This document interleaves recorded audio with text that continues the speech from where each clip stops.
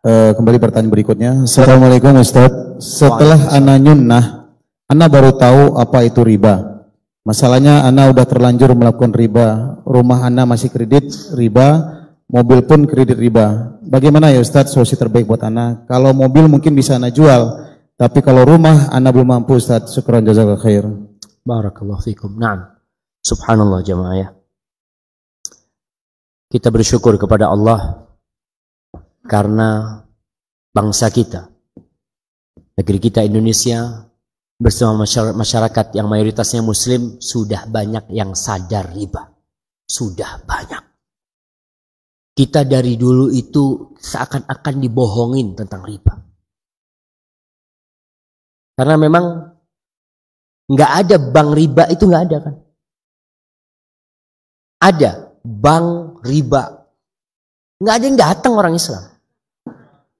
Tapi bank berbunga. Masya Allah. Riba itu haram, bunga itu harum. Makanya orang kadang-kadang dapat bunga itu tidak merasa riba. Sekarang alhamdulillah. Padahal dari dulu dia tahu kalau itu ada bunganya. Tahu dia.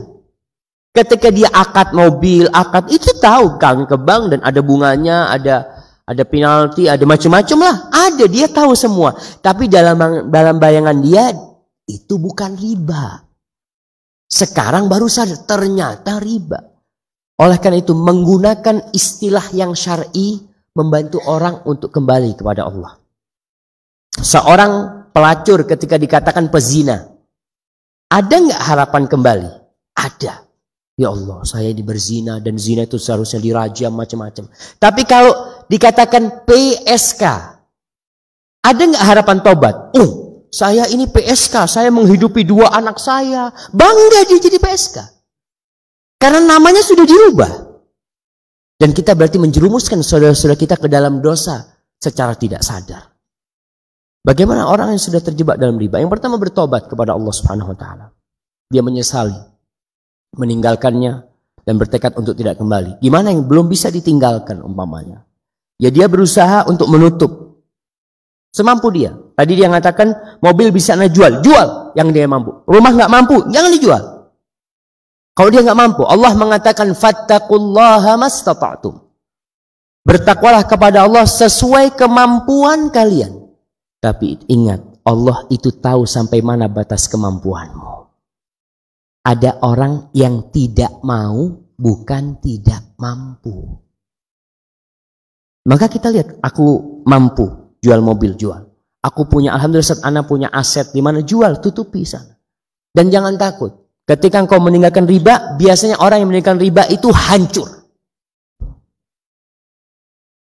Artinya Allah uji dia tentang kebenaran kembali dia kepada Allah SWT.